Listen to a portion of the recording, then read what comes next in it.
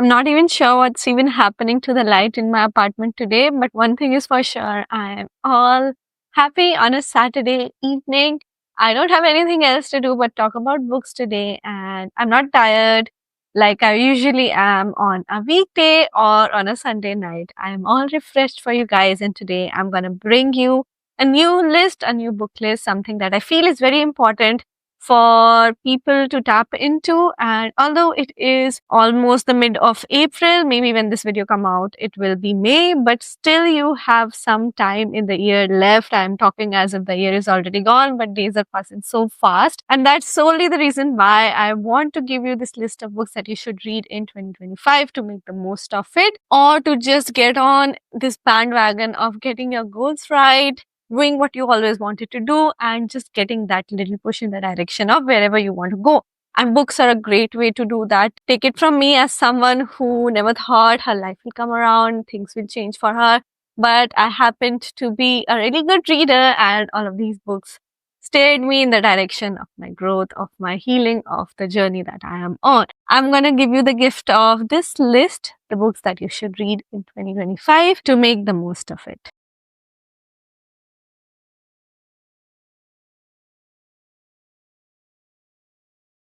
Hi guys, welcome back to my YouTube channel. This is Pooja at A Book by the Window. I hope you guys are doing good. I hope you guys are reading good. You know a lot of things about me. I am a 30-year-old software engineer working in California, and other than the tech stuff, other than what goes on in my life, I talk about books a lot because reading was the first love of my life.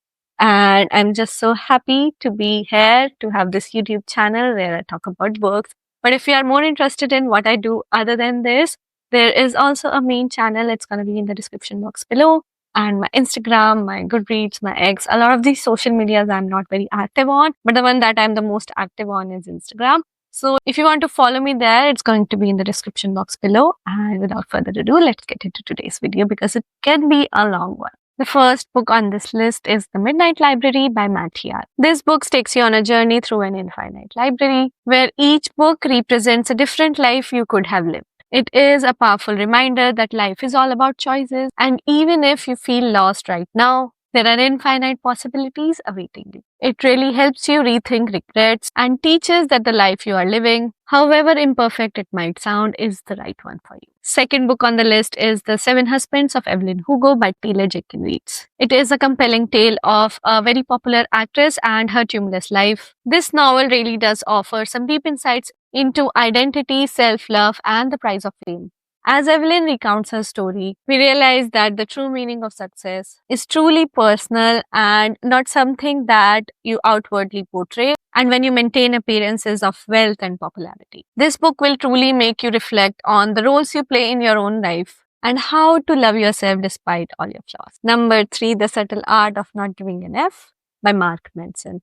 This was one of the first nonfiction reads that I read and actually liked. Now, in present day, some people might call it phony and not a lot of these things apply to real life. But when I read it, I found it really impactful and it did change my outlook quite a bit. This book doesn't sugarcoat anything. It really teaches that instead of spreading ourselves too thin and trying to please everyone, we should really focus on what truly matters. Manson's candid approach really nudges you in the direction of accepting your life with all its imperfection and look deeper to prioritize what actually brings you joy. It is the perfect read if you're tired of all the toxic positivity that goes around and you need a more honest perspective on how to live life. Number 4 on the list is The Alchemist by Paulo Coelho.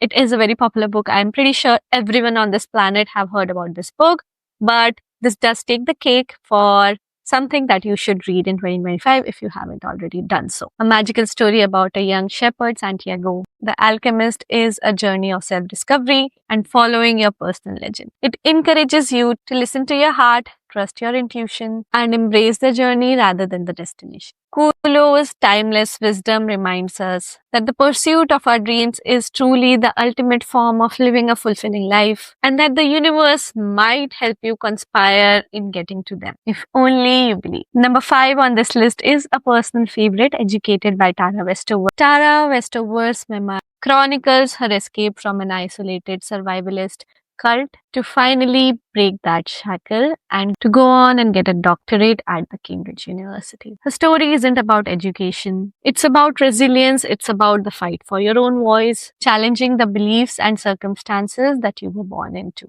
I am a person who truly believes in life is not what is given to you, but what you make of it. And this is a book that I very, very fondly recommend to friends or family who are going through their own struggles, mental health struggles or personal struggles. And just to give them a ray of hope that indeed the tide will turn, but you need to keep holding on. More than anything, this book will inspire you to break free from the constraints of your own past and pursue your own truth, no matter how difficult the journey might look. You truly got one life and you need to make the most of it. Number 6 on the list is Atomic Habit by James Clear, the popular book, and I really happen to like this book as a kind of self-help books. I'm not too much into self-help books, only memoirs or autobiography as a form of inspiration in my own life. But this one book is a really good book to help you understand the power of habits and how habits, like little small pieces you do over and over again, can lead you to something really big in your life. This book breaks down how small incremental actions can lead to remarkable transformation. If you have ever struggled with forming habits or breaking away from bad habits, this can be your blueprint. This can really help you understand how our psyche works and how giving away the control from our willpower to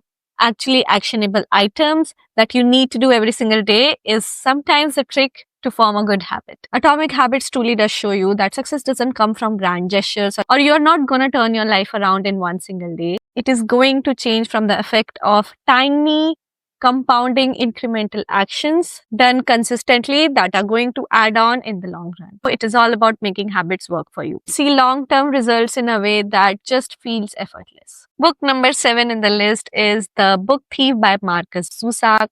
Set against the backdrop of World War II, The Book Thief tells the story of a young girl named Lizel who find comfort and escape in the books that she reads. The story is narrated by death itself, adding a very haunting and poignant layer to the narrative. When I first read it, the opening sequence itself shook me and I was drawn into the story of this little girl who find book burnings in the street, who have to hide books in order to be able to read them.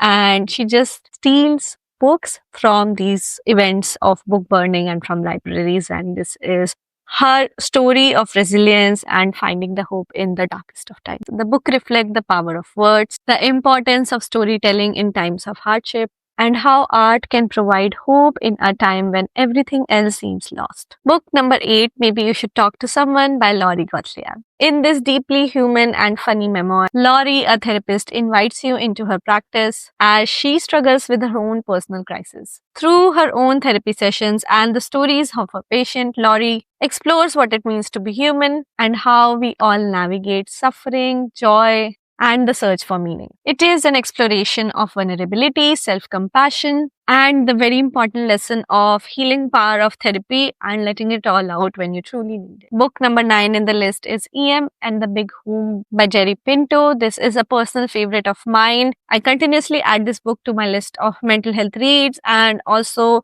books from Indian literature that you must pick. And again, it made it to this list as well because it is a very special and very important read. E.M. and the Big Whom is a touching and often humorously told story of a family as a collective grappling with mental illness. The story is told through the perspective of a son who is trying to understand his mother's bipolar disorder. As unfortunate as it might sound, this is a very raw and poetic portrayal of what happens when a loved one is struggling through mental health and how we see our mothers, right? And we cannot really see them as broken, but they are human in the end. It is a very emotional book and it highlights the power of love and resilience and finding humor even in the most trying time. A very powerful read for anyone who is struggling with mental health struggles or trying to understand the complexities of it. Book number 10 and the final book is again a personal favorite of mine. The book that I'm going to talk about is The Kitchen by Banana Yoshimoto.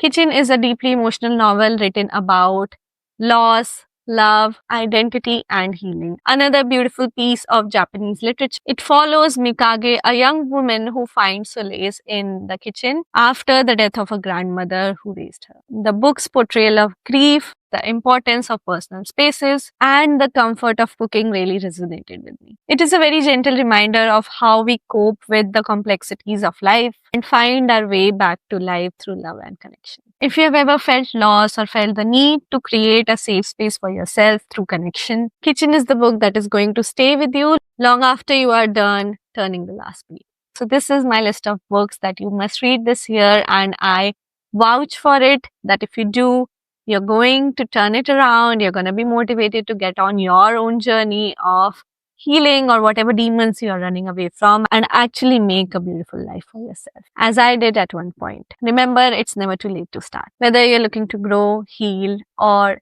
to find a good story, these books are here to accompany you on your own journey. If any of these books resonate with you or you have already read any book from the list, do let me know in the comment section below what you thought of it, what were your honest opinions about the book.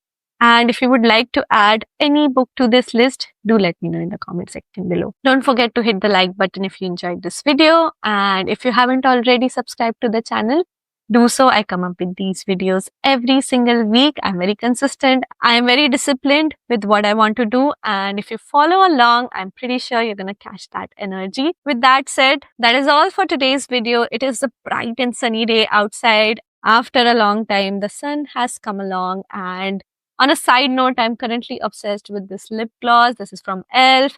and the lipstick that I'm using is from NYX. For all my Desi Janta, I'm going to link it in the description box below if you want to get it for yourself, because I'm currently obsessed with it. I don't even want to use any other lipstick other than pink. I have been obsessed with pinks this spring, and if you are someone like me, maybe you would also like this lipstick or my makeup look. And that's about it. Thank you so much for watching. I will see you guys next time. Until then, happy reading.